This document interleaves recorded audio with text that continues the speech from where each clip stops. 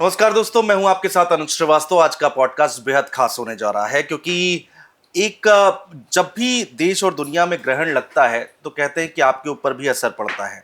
और खास बात यह है कि इस बार चंद्र ग्रहण लग रहा है और उसी के साथ ही साथ पितृपक्ष भी शुरू हो रहे हैं।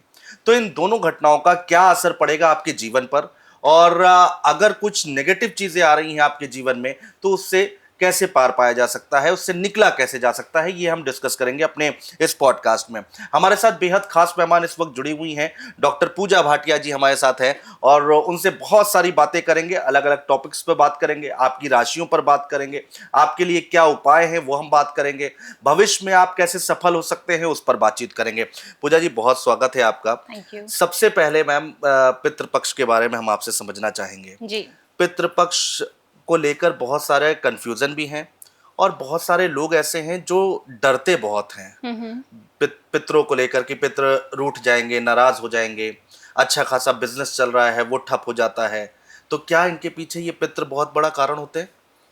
देखिए, पितृपक्ष से सबसे पहले तो डरने की बिल्कुल बात नहीं है। जी। हमारे जो एंसेस्टर्स होते हैं, जो हमारे पूर्वज होते हैं, हमारे पितृ होते हैं, इनके पास ना बहुत पावर होती है हमें ब्लेस करने की। अब देखिए, अब ये पितृ कौन होते हैं? जितने भी हमारे एंसेस्टर्स जो गुजर गए हैं, ठीक है, एंड उन्होंने बहुत अच्छे कर्म किए हैं। जी। और क्या होता है कि उनका लेकिन फिर भी हमसे बहुत ज़्यादा अटैचमेंट है। तो ऐसी जो सोल्स होती हैं ना, वो पितृलोक में कहते हैं कि विराजित हो जाती हैं। अच्छा। और जैसे हमारे धरती पर 1 ईयर होता है, तो पितरों का वो एक दिन माना जाता है। तो अच्छा। इसीलिए कहते हैं कि साल में एक बार जो होते हैं वो पितृ धरती पर आते हैं और ये पितृ पक्ष में आते हैं, जो हमारा 7 सितंबर से स्टार्ट है। जी। और पितृ पक्ष पे जब वो धरती पर आते हैं तो कहा जाता है कि उनके नाम का तर्पण, पिंडदान और श्राद्ध किया जाता है। जी। क्योंकि उनकी जो अटैचमेंट हमसे होती है ना, तो ये बोला जाता है कि हम जो उन्हें खिलाते हैं वो वही खाते हैं। हाँ। और इसीलिए कहते हैं कि दान पुण्य का विशेष महत्व होता है इस जी। दिन। अगर हम जो दान पुण्य करेंगे वो उनको जाके लगता है। और जब आपके पितृ अच्छा खाते हैं, उनको कहते हैं ना कि उनको सेटिस्फैक्शन मिली, तो वो हमें ब्लेसिंग्स देकर जाते हैं। आपने देखा होगा कि कई लोगों की कुंडली में हम कहते हैं ना कि पितृ दोष है। हाँ हाँ हाँ।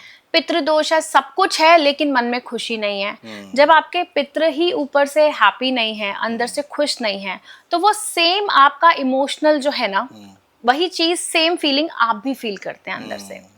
तो इसीलिए कहा जाता है कि पितृपक्ष, ये 15 दिन के जो हमारे श्राद्ध आते हैं, उसमें आप अपने पितरों के नाम का तर्पण जरूर करें। क्योंकि उनके पास पावर होती है कि वो आपको ब्लेस कर सके। आपकी लाइफ में जितने ऑब्स्टिकल्स आ रहे हैं, अगर उनकी ब्लेसिंग्स आपको मिलती हैं तो वो ऑब्स्टिकल्स आप ओवरकम कर सकते हैं बहुत इजीली। अब आपने देखा होगा कि कई बार लोग आते हैं, वो कहते हैं कि हमारे पास सब कुछ है पर मन में खुशी नहीं। हाँ। मन में खुशी क्यों नहीं है? क्योंकि कहीं ना कहीं आप, अगर आपने अपना पितरों का श्राद्ध नहीं किया है, उनके नाम का तर्पण नहीं किया है, दान नहीं किया है, तो कहीं ना कहीं उनकी सोल भी हैप्पी नहीं होती है और वही सेम इमोशन आप भी कैरी करते हैं। अब कई लोग कहते हैं कि हमारे कुंडली में क्या पितृदोष है? हाँ। तो पितृदोष कुंडली में क्लियरली दिखता है। अच्छा। ओके। एक होता है हमारा पितृ ऋण और एक होता है हमारा पितृ दोष। अच्छा। ऋण होता है कि आपके जैसे पेरेंट्स ने, आपके ग्रैंड पेरेंट्स ने आपको पाला पोसा बड़ा किया, राइट? और बदले में हम क्या है, हम उनके ऋणी हो गए एक तरह से। उनका ध्यान रखें, उनकी हर जरूरत का हम पूरा करें, इस तरह से हम उनका ऋण चुकाते हैं। अगर वो नहीं है इस धरती पे, तो उनके नाम का दान पुण्य करके, गरीबों को, ब्राह्मणों को भोज करा के हम वो ऋण उतारते हैं। अगर पीढ़ी दर पीढ़ी वो ऋण नहीं उतरता तो वो पितृ दोष में कन्वर्ट हो जाता है। और वो दोष फिर आपकी जब कुंडली में आता है तो ऑब्स्टिकल्स, नौकरी में परेशानी, आर्थिक समस्याएं, मैरिज में प्रॉब्लम्स। आप देखेंगे कि कई घरों में ऐसा होता है कि फेस्टिवल्स में बहुत झगड़े होते हैं। हाँ। राइट। हाँ। ग्रह कलेश बहुत ज्यादा हो हाँ, जाता है कि हाँ। इतना अच्छा फेस्टिवल चल रहा है लेकिन घर वालों की आपस में बन नहीं रही है। प्रॉब्लम आ जाएगी। तो ये पितृ दोष के ही सिम्टम्स होते हैं कि आपकी लाइफ में बहुत ज्यादा ऑब्स्टिकल्स और प्रॉब्लम्स आती हैं। तो सबसे पहली बात तो इसे डरने वाली बात नहीं है। एक समय निर्धारित किया गया है कि साल में ये 15 दिन आपके निर्धारित हैं। अगर आपको अपने पितरों की, जैसे अगर आपको अपने पेरेंट्स का करना है, पिंडदान वगैरह करना है, अगर उनकी तिथि पता है तो आप उस तिथि पे उनके नाम का दान कीजिए, पिंडदान कीजिए, श्राद्ध कीजिए, तर्पण कीजिए। अगर नहीं पता है तो आप सर्वपितृ अमावस्या आती है, उसमें उनके नाम का आप तर्पण कीजिए। अच्छा। और पितृ पक्ष में सबसे ज्यादा जरूरी होती है कि वो जो 15 दिन होते हैं आप उन 15 दिनों में आप दक्षिण दिशा में दिया जरूर जलाएं। अच्छा। क्योंकि कहा जाता है कि जो हमारे पितृ है वो दक्षिण दिशा से ही धरती पर आगमन करते हैं। ये जो 15 दिन होते हैं ना, ये माना गया है कि जो पितृलोक का डायमेंशन और जो अर्थ का डायमेंशन वो एक तरह से सिंक हो जाता है। अच्छा। और उस टाइम पे हमारे पितृ धरती पर आते हैं और जो उनके लव्ड वंस होते हैं उनके पास आते हैं, उनसे मिलने आते हैं। ठीक है, इसीलिए हम उनके नाम का एक दिया दक्षिण दिशा में जलाते हैं कि कहते हैं कि हम उन्हें रोशनी दिखा रहे हैं, उनको रास्ता दिखा रहे हैं। और साथ ही डेली अगर आप जल अर्पित करते हैं दक्षिण दिशा की तरफ, जैसे होता है ना कि सूर्यदेव को अगर आप जल अर्पित कर रहे हैं, उससे भी कहते हैं कि पितृपक्ष में आप जल अर्पित करते हैं तो बहुत शुभ माना जाता है। हाँ। ठीक है, और जिस दिन उनकी तिथि है उस दिन तो आप विधिवत श्राद्ध कीजिए, ब्राह्मण को भोज कराइए, आप दान पुण्य कीजिए, गरीबों को दान पुण्य कीजिए। और 15 दिन यदि आप रोज गाय के नाम की रोटी, अच्छा, कुत्ते की रोटी, कौवे की रोटी, अगर आप ये निकालते हैं तो भी बहुत इसका हम कहते हैं कि बहुत अच्छा इफेक्ट आता है। अच्छा। हाँ, और अगर इन 15 दिनों में आप रोज गौ माता को रोटी खिलाते हैं तो कहते हैं कि पितरों की तृप्ति तो होती ही है, देवी देवताओं का भी आशीर्वाद आपको मिलता है। बिल्कुल बिल्कुल बिल्कुल। तो ये पितृपक्ष पे हमने जानने की कोशिश की है कि आखिर एक्चुअल में है क्या, और बहुत ज़्यादा समाज में कन्फ्यूज़न भी है। कुछ लोगों को आधी अधूरी जानकारी है, कुछ लोगों को नहीं है, तो वो गलत कदम भी उठा लेते हैं, कई बार बहुत सारे बाबाओं के चक्कर में पड़ जाते हैं। मैडम, एक और घटना, 7 तारीख को ही चंद्र ग्रहण है जी। तो अब जब भी देश दुनिया में ग्रहण लगते हैं तो एक आम इंसान के जीवन पर क्या असर पड़ता है?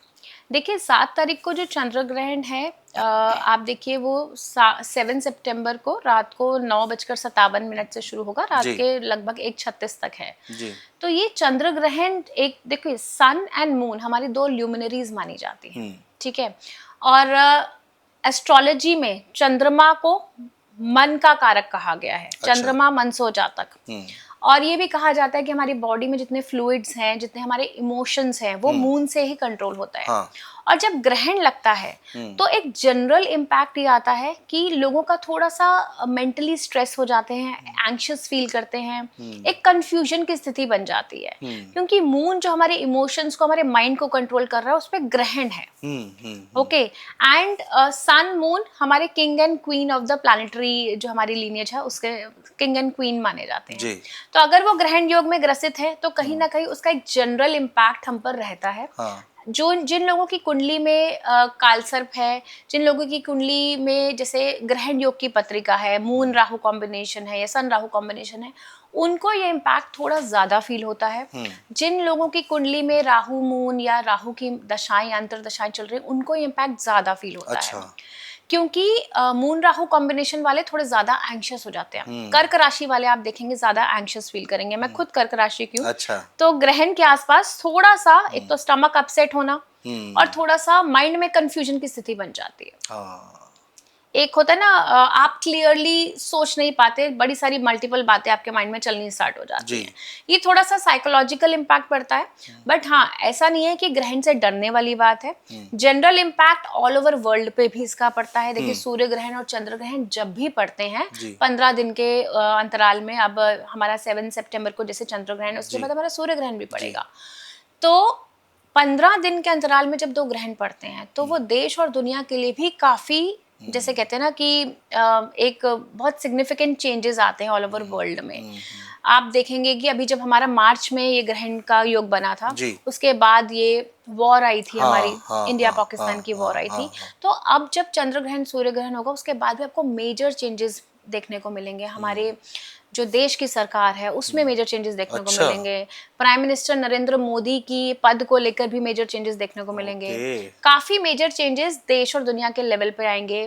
फ्लड रिलेटेड एक्टिविटीज, पानी से रिलेटेड प्रॉब्लम्स तो आ ही रही हैं, वो और बढ़ेंगी। वॉर लाइक सिचुएशंस भी और बढ़ेंगी, खास करके जब शनि मंगल का एक कनेक्शन बन जाता है। तो 1-7 एक्सिस पे या 6-8 एक्सिस पे जब शनि मंगल आते हैं तब भी बहुत प्रॉब्लम आती है, और ये साल के एंड में होगा। तो ये सितंबर से लेके दिसंबर का मंथ काफी क्रिटिकल रहने वाला है। और चंद्र ग्रहण में अगर हम 12 राशियों की बात करते हैं तो देखिए ये कुंभ राशि में लगना है वाला है जी, चंद्र ग्रहण। जी। तो कुंभ राशि में अगर हम एक ग्रहण की बात करते हैं तो जिस राशि में ग्रहण लगता है उस राशि को तो इम्पैक्ट पड़ता ही पड़ता है। मेष राशि से यदि हम शुरू करते हैं तो मेष राशि से 11वें भाव में चंद्र ग्रहण लग रहा है जी। तो 11th हाउस हमारा गेन्स का घर होता है। अब मेष राशि वालों के लिए ग्रहण पॉजिटिव है क्योंकि कहीं ना कहीं 11वें भाव में ग्रहण उनको सडन गेन्स देने वाला है, ठीक है। लेकिन उनको अपने बॉसेस से, अपने सीनियर से थोड़ा सा बच के रहना पड़ेगा क्योंकि वहां पे उनके साथ पॉलिटिक्स हो सकती है वर्क प्लेस पे, ठीक है। जो लोग बिजनेस में है उनको सडन गेन्स हो सकते हैं, उनको नई एडिशनल इन्वेस्टमेंट अपॉर्चुनिटीज मिल सकती है, लेकिन किसी भी रिस्की इन्वेस्टमेंट में उन्हें अभी फिलहाल इन्वेस्ट नहीं करना, एटलीस्ट नेक्स्ट वन मंथ तक के लिए, ठीक है। वही बात करते हैं वृषभ राशि की। वृषभ राशि वालों के लिए ये ग्रहण जो लग रहा है उनके 10th हाउस में लग रहा है, उनके कर्म के भाव में लग रहा है। तो प्रोफेशन में उनके काफी पॉजिटिव चेंजेस देखने को मिलेंगे। जो लोग पॉलिटिक्स से जुड़े हैं उनके लिए ये ग्रहण वृषभ राशि वालों के लिए पॉजिटिव जाएगा, उनको सडन अच्छे अपॉर्चुनिटीज मिलेंगी, तो अच्छी बात है पॉलिटिक्स में इनके लिए। या और उसके अलावा उनके कर्म क्षेत्र में भी उनको नए प्रोजेक्ट्स मिल सकते हैं, लेकिन साथ साथ वर्क प्लेस पॉलिटिक्स का भी बहुत ध्यान रखने की जरूरत है क्योंकि कॉलीग्स में आपस में पॉलिटिक्स हो सकती है। अच्छा, यहाँ पे अच्छा। मिथुन राशि की यदि हम बात करें तो मिथुन राशि से 9वें भाव में ग्रहण लगेगा तो उनके जिस तरह से रिलीजियस ट्रैवल्स वगैरह काफी बढ़ जाएंगे, फॉरेन ट्रैवल्स बढ़ जाएंगे। और इसके अलावा उन्हें अपने घर में जितने भी, जैसे अगर फादर हैं तो फादर की हेल्थ का ध्यान रखने की जरूरत है यहाँ पे। और वो कुछ धर्म से संबंधित काम जो हैं उसमें उनका जो इन्वॉल्वमेंट है वो बहुत ज्यादा बढ़ जाएगा। तो कहीं ना कहीं वो 9th हाउस धर्म का घर हम मानते हैं, पिता का घर मानते हैं, तो वहां पे हमें देखेंगे कि उससे रिलेटेड एक्टिविटीज उनकी बढ़ जाएगी और ट्रैवल्स भी बढ़ सकते हैं। जो लोग फॉरेन एजुकेशन के लिए ट्राई कर रहे हैं, हायर स्टडीज के लिए ट्राई कर रहे हैं, उनके लिए भी ये ग्रहण काफी पॉजिटिव है। कर्क राशि की बात करते हैं। कर्क राशि के स्वामी चंद्रमा है जो खुद ही ग्रहण योग में है, ठीक है। तो कर्क राशि वालों के लिए ग्रहण थोड़ा सा नेगेटिव इफेक्ट डाल सकता है बिकॉज थोड़े वो कुछ पहले ही इमोशनल होते हैं, उनका माइंड जो होता है काफी सेंसिटिव होता है, इमोशनल सेंसिटिविटी ज्यादा बढ़ जाएगी, कंफ्यूजन की स्थिति ज्यादा बढ़ जाएगी। इस टाइम पे बहुत मेजर डिसीजंस ना लें, ओके। किसी भी तरह का एक जैसे कहते हैं ना कि लाइफ चेंजिंग डिसीजंस थोड़ा सा अवॉइड करें। ग्रहण के 15-20 दिन बाद या महीने बाद ही आप कुछ मेजर डिसीजन अपनी लाइफ का क्रिटिकल डिसीजन ले। बस अपने इमोशंस को कंट्रोल रखें और ओम नमः शिवाय की चैंटिंग करते रहें कर्क राशि वाले। ये राशि ठीक है मैम, अगली राशि पाएंगे, लेकिन एक सवाल और मन में उठ रहा है, उसको भी लेते चलते हैं। जब भी कोई ग्रहण लगता है, जब वो ड्यूरेशन होती है उस दौरान बहुत सारे गलत फहमियाँ भी कह लें या फिर बहुत सारी बातें फैली हुई हैं समाज में कि ये करें और ये ना करें। तो वो जो 4-5 घंटे होते हैं तो उस दौरान लोग कई बार दिमाग में रख के करते हैं, कई बार नहीं भी करते हैं। तो उसका क्या असर पड़ता है और क्या ये करना चाहिए? देखिए बिल्कुल करना चाहिए, क्योंकि आजकल के साइंटिस्ट तो बोलते हैं कि ग्रहण वहन कुछ नहीं होता, हम नहीं मानते हैं, लेकिन इसका असर देखा गया है। अच्छा। खास करके जो प्रेग्नेंट लेडीज होती हैं, उनको कहते हैं कि बाहर नहीं निकलना चाहिए और नहीं निकलना चाहिए क्योंकि इसका असर हमने बहुत बार देखा है। हमारे पास बहुत सारे केसेस आते हैं कि जो प्रेग्नेंट लेडीज हैं उन पे इनका इफेक्ट पड़ता है। हाँ, तो ग्रहण के दौरान आप मंत्रोच्चारण करते रहें, ज्यादा नहीं तो ओम नमः शिवाय की मानसिक जाप करते रहें, चैंटिंग करते रहें, वो सबसे बढ़िया होता है। कहते हैं ग्रहण के दौरान खाना नहीं चाहिए, ठीक है, खाना पीना अवॉइड करना चाहिए। उसका एक साइंटिफिक रीजन भी है कि ग्रहण के टाइम पे जो जैसे कहते हैं ना कि मून जो है हमारे ओशंस में टाइड्स को कंट्रोल करता है जी, ओके। तो जब ग्रहण होता है तो moon is closest to the earth at that time, और उस टाइम पे आप देखेंगे कि ओशन की में टाइड्स भी बहुत हाई टाइड्स हो जाती हैं। अब हमारी बॉडी में भी 70% वाटर है, तो जब ग्रहण होता है तो वो कहीं ना कहीं वाटर एलिमेंट को भी कंट्रोल करता है। इसीलिए हम कहते हैं कि उस टाइम पे खाना नहीं चाहिए, खाना अवॉइड करना चाहिए क्योंकि स्टमक अपसेट होने का, इंडाइजेशन के चांसेस ज्यादा बढ़ जाते हैं। और हम क्यों कहते हैं कि ग्रहण के दौरान खाने में तुलसी डाल के रखें? क्योंकि तुलसी में एंटीऑक्सीडेंट्स होते हैं, ठीक है। वो इस तरह से जो ग्रहण की नकारात्मक ऊर्जा होती है, जो बैक्टीरिया जो होते हैं, उसको कंट्रोल करती है। तो इसीलिए साइंटिफिक रीजंस भी है इसके पीछे कि क्यों नहीं खाना चाहिए। नहीं, हम लोग को तो वही ना बचपन में ही मम्मी पापा सब बोलते थे कि इस टाइम ऐसे मत करो, ग्रहण है। तो उसके पीछे की कभी वजह नहीं पता चल पाई कि आखिर इसके पीछे की वजह क्या है, क्यों मना किया जा रहा है, ऐसे क्या क्या बात है जी। लेकिन इसके पीछे इतनी बड़ी बातें हैं, बहुत अच्छी बात है ये। ठीक है मैम, अगली राशि पर आ जाते हैं। कर्क राशि आपने बता दी है। जी। जी। कर्क राशि के बाद सिंह राशि की बात करेंगे। सिंह राशि के 7th हाउस में, जी। यानी कि जो हमारा पार्टनर का हाउस होता है, हमारी जी। मैरिज का हाउस होता है, उसमें ये ग्रहण लग रहा है। हम्म। तो कहीं ना कहीं आपके लाइफ में मैरिज में इश्यूज आ सकते हैं। ओहो। अगर आप पार्टनरशिप बिजनेस में हैं तो बहुत ध्यान रखिए, पार्टनरशिप में धोखा मिल सकता है। ठीक है, कोई भी पार्टनरशिप कॉन्ट्रैक्ट साइन कर रहे हैं तो मेक श्योर कि अच्छे से पढ़ के साइन करें। एंड इसके अलावा अपने पार्टनर की हेल्थ का ध्यान रखें। ओके। किसी भी तरह के आर्ग्यूमेंट में ना पड़े। अच्छा। ये 1 महीना खास करके उसको चाहे तो अवॉइड करें, that will be much better. उसके बाद आते हैं कन्या राशि। कन्या राशि। कन्या राशि से 6ठे भाव में ये ग्रहण लगने वाला है। अच्छा। तो 6ठा जो घर होता है वो हमारा रोग ऋण शत्रु का होता है। तो जी। कन्या राशि वालों के लिए काफी अच्छा जाने वाला है ये ग्रहण। अच्छा। उनके लिए अगर आप किसी कॉम्पिटिटिव एग्जाम में तैयारी कर रहे हैं तो बहुत अच्छा रहेगा। उनके अच्छे रिजल्ट्स, अगर वो मेहनत अच्छे से कर रहे हैं तो पॉजिटिव रिजल्ट्स दिख रहे हैं। साथ ही अगर आप जॉब देख रहे हैं, जॉब में पॉजिटिव चेंजेस आपको मिल सकते हैं।